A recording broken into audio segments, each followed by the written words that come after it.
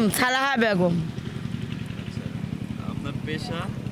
শিঙা লাগাই, দাঁতের পোকা তুলি, চাইয়ে চিমটে খাই, ভিক্ষে করিয়ে খাই।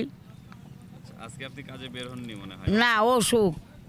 আচ্ছা, আর 3 মাস ধরে অসুখ। ডাক্তার পানি দেখাইছেন?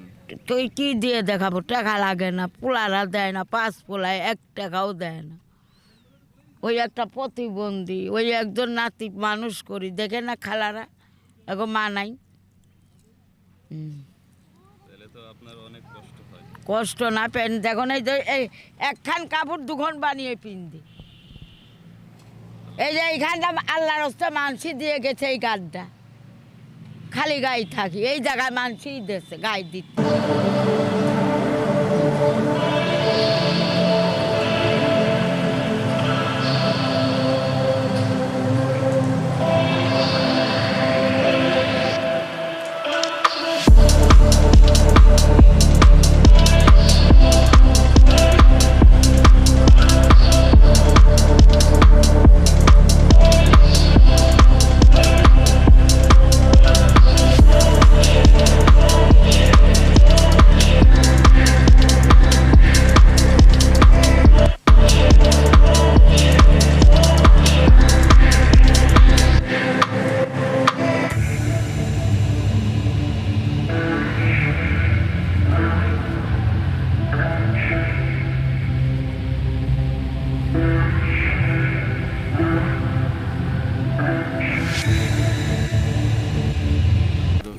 না থাকি, মিলেমিশে থাকি, তারা আমাদের কোনো মানে অসুবিধা করে না বা কিছু অকারাজ করে না আর কি।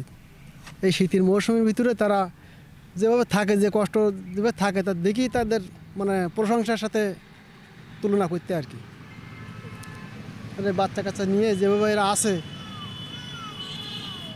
তবে এদের যদি কোনো মানে পরিস্থিতির শিকার আর কি, মানে স্থায়ী তারা থাকতে পারে না বা থাকেও না, এই নিয়ে মানে আমাদের একটা মানে আফসোস লাগে আর কি। আপনাদের পাশে সারা জীবন থেকে এক এক জায়গায় ঘুরে ঘুরে বেড়ায়। হ্যাঁ, এটা এক এক জায়গায় এক এক সময় 10 দিন 15 দিন 1 মাস 2 মাস থাকি। এটা ব্যবসা, জাতিগত ব্যবসা, টপ করে ছাড়া যায় না। এই জাতিগত ব্যবসাটা কি আসলে? হ্যাঁ, জাতিগত ব্যবসাটা কি আপনাদের? এই কেউ বিভিন্ন ধরনের কবিরাজি করে, তাবিজ কবজ বিক্রি করে, কসমেটিক ব্যবসা করে, আবার কেউ অনেক যারা ভালো মতো বোঝে না তারা চাইয়ে চিনতো খাইয়ে বেড়ায়। এই আর কি, মহিলারা শিঙে লাগায়, দাঁতের পোকা ফেলায়। আমি কসমেটিক মালটাল বেচি। আমরা শুনেছিলাম আপনার নাকি সাপ খেলাও একসময়। সাপ খেলা বন্ধ হয়ে গেছে আরও অন্তত 10 বছর আগে। আমি নিজেও সাপ ধরতাম, রাতে দিনের সমান সাপ ধরতাম, এখন বন্ধ হয়ে গেছে ওটা। মনে করেন আমাদের কাছ থেকে কোনো মেডিসিন সাপ টাপ কেউ কেনে না, নেয় না, এই জন্য আমরা ওটা বন্ধ করে দিছি। আর সাপের রিক্স কাজ, ওটা ঠুকুর দিলে মনে করেন মানুষ মারা যায়, এই জন্যে ঘেন্না করে অনেকে, পায়খানা করিয়ে দেয় সাপে, ঘেন্না করে। এই জন্যে নিজেরাও ভালো বুঝি শুনি এই বন্ধ করে দিছি সাপ ব্যবসা। আগে আপনারা আপনাদের জীবনধারা কিভাবে চলতো আর এখন কেমন চলতেছে? মনে করেন আগের চেয়ে এখন মোটামুটি এই এই শ্রেণীর লোক ব্যবসা অনেকে বহুত বন্ধ হয়ে গেছে গা, মানে শিক্ষিত সমাজ হয়ে গেছে গা। শিক্ষিত সমাজ হয়ে এখন অনেক বন্ধ হয়ে গেছে। কেউ ব্যবসা বাণিজ্য করে, গাড়ি বাড়ি করছে, বাড়ি ঘর দর তারা বসে খায়। মনে করেন আমাদের এই ধরনের লোক অনেক বাড়ি ঘর নাই, আবার কারো আছে। এই শতকরা 70 জনের বাড়ি ঘর আছে, আবার মনে করেন বাকি লোকের 30-40 ভাগের বাড়ি ঘর নেই। তারা ব্যবসার উপরেই নির্ভর করে। যেহেতু বলছেন 60-70% নিজস্ব বাড়িঘর আছে, হ্যাঁ এনারা কি আসলে এই জাতিগত ব্যবসার কারণেই কি?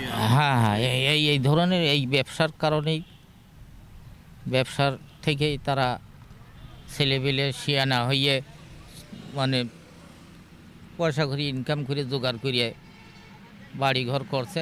আর আগে পূর্বকালের যে বাড়িঘর ছিল সে এখন পদ্মা নদীতে। তারপরও বাড়িঘর করতে অনেকের বহুত কষ্ট হইয়াছে। মানে ঢাকা ডিস্ট্রিক্টে 1 ঘন্টা জায়গার দাম 10 লাখ 12 লাখ টাকা, তারপরেও আবার 2-3 লাখ টাকার মাটি ফেলাইতে হয়, তারপরে হইলেও ঘর দুয়ার। এ বহুত কষ্ট করি আর কি মানুষের মতো দাঁড়াইছে। হ্যাঁ, এখন আপনার বাবা দাদারা তো একরকম চলাফেরা করতো, তাদের ছাড়া আপনারা আরো আশা করি ভালোভাবে। হ্যাঁ, তাদের থেকে মানে আগে চলতো নৌকায়, খালে বিলে নৌকা থাকতো, নৌকাতে এখন আর চলে না কোনো জায়গায়। এখন নৌকা বাদ দিয়ে এখন মনে করেন একটু ভালো দেখি গেছে।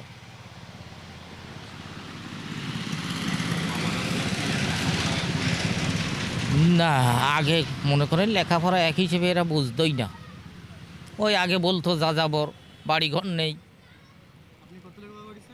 যে আমি অল্প